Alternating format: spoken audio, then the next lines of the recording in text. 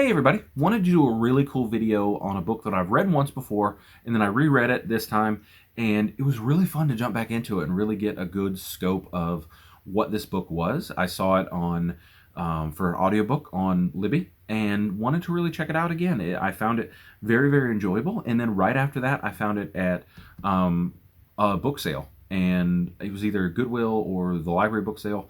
It was in really good condition. The Pillars of the Earth by Ken Follett. He writes about a town. I'll hold this up a little bit longer. He writes about a town who is building a cathedral, and really he kind of talked in his little forward part where he wanted to highlight who these people were that built these beautiful cathedrals in a time where we didn't have machines, we didn't have all, advanced engineering, and these things are gorgeous. They've stood the test of time. They've really created just beautiful works of art that honor God. I don't know if Ken Follett's very religious. I don't think he is, but he was just enthralled by the idea of, these people gave their best to create something gorgeous that they believed was the house of God, and is the house of God, really. I mean, they stood the test of time through Catholicism and the rise of Protestantism in England, and just what they are, what they've become. This town that they have created, Kingsbridge, I don't know if it's a real town, but when Googling it, there is not a Kingsbridge Cathedral, but the adjoining towns have one. So he kind of based it off two different cathedrals that are pretty close to this area, and then kind of tied a lot of the War of the Roses history into it as well, where he talked about, he put fictional people in the story of the War of the Roses. Must have done a ton of research.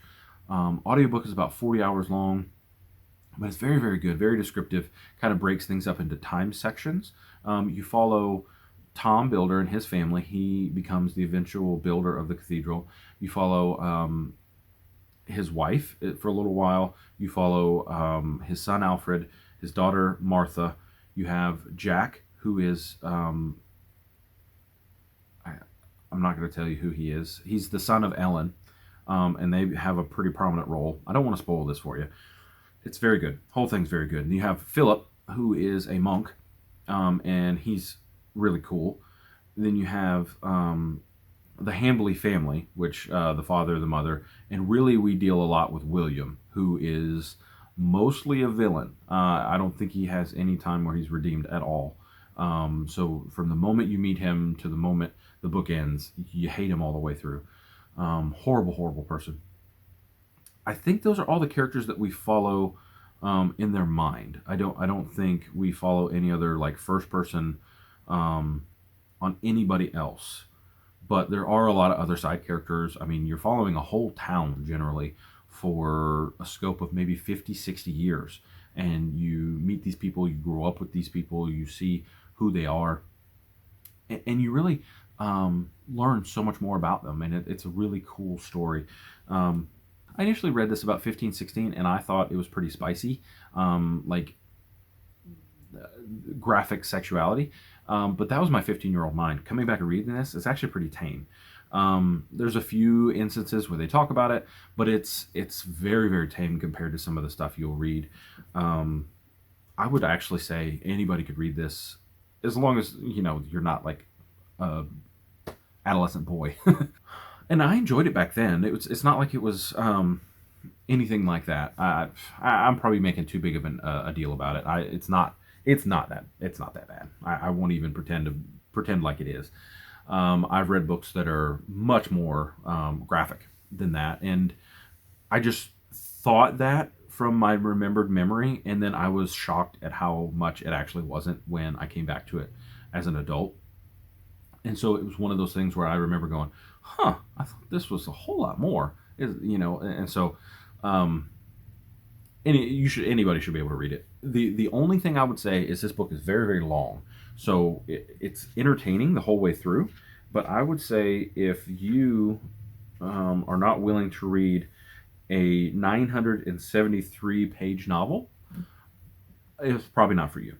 It is long, but it is worth it. I believe you will enjoy yourself immensely.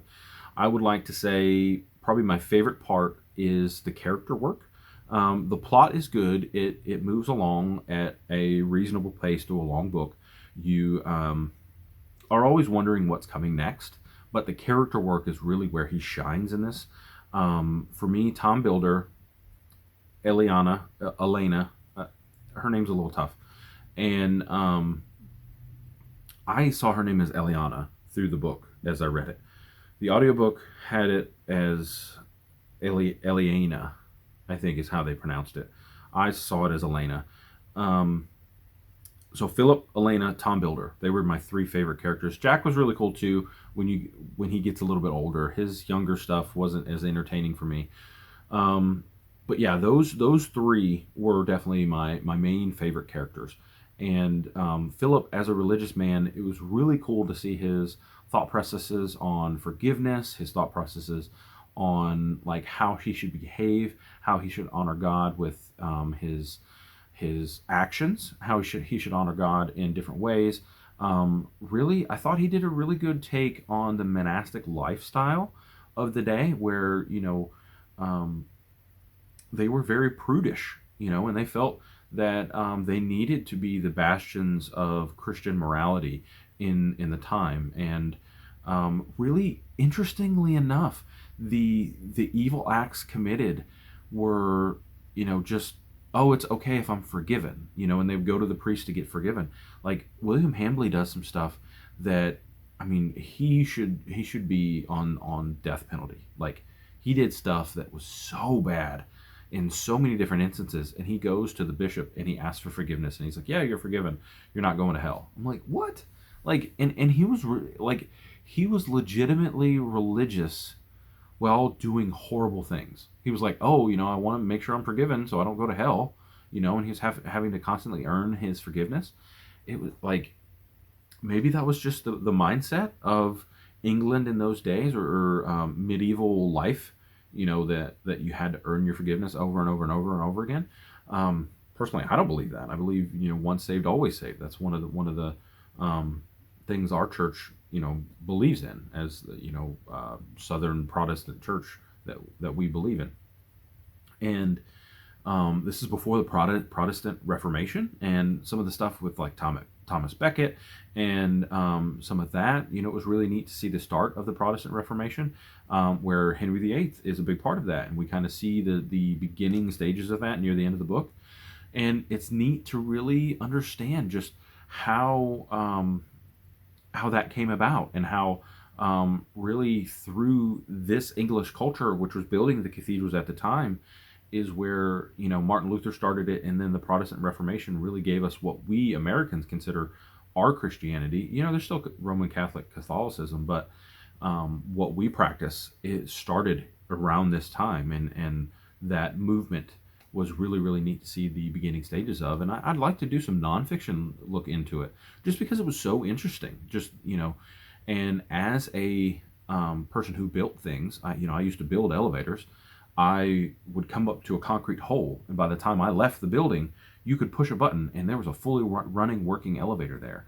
And me and my apprentice created that. And it was so, I really understood like the builder aspect of Tom Builder, and then, eventually Jack becomes a builder, and how they just enjoyed seeing things done. That was the best part about construction. Now that I'm in the service aspect, I maintain things. But as a builder, as a constructing things, when you saw the movement, like in 4 days I had this elevator going top to bottom. Next I had to install all my doors. Next I had, and so to see them talking about, building walls and stonework and arches and all the things that they did, it was really, really cool. And I understood the gratification of creating something. And so maybe that's why I enjoyed this book so much, because it's what I do every day. It's what I remember when I worked in construction every day.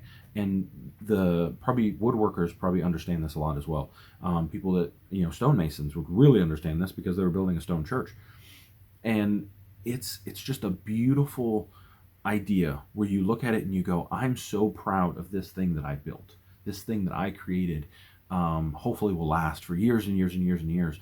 And maybe I won't even be around when people are writing it or working on it or standing in it or, in this case, worshiping in it. I mean, this church probably was built in, I can't remember exactly when the War of the Roses was, but maybe 1300s.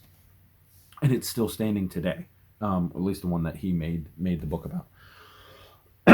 Or, at least the one that he modeled the church around.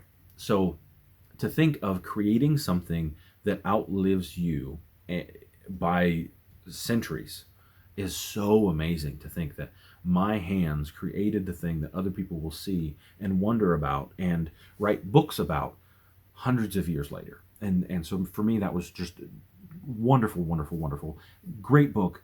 If you think you can read a hefty novel like this, even if you take your time with it, and it's broken up very well in time sections where you can do 10 years at a time, and maybe put it down, read something else for a little while, and come back to it, because it is just, I mean, the characters pull you in. Their story and what's going on with them and what's happening with them, their struggles, how they work through their struggles. It's just a great, great book, and I think everybody should give it a shot. Even if you don't finish it and complete it, I think you should definitely have it on your radar. There's no fantastical elements in it, so it doesn't fit in with a lot of the stuff that's in my channel, but it is just dynamic fiction that I think you should read, and I think you'd really enjoy.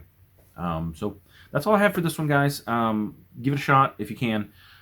Social media links down below. Bookie Club is a ton of fun. I hope you join me there. We'll be doing the Blade itself, and that will be very, very soon. We'll start that up, and I'm really excited to have you guys join us in that.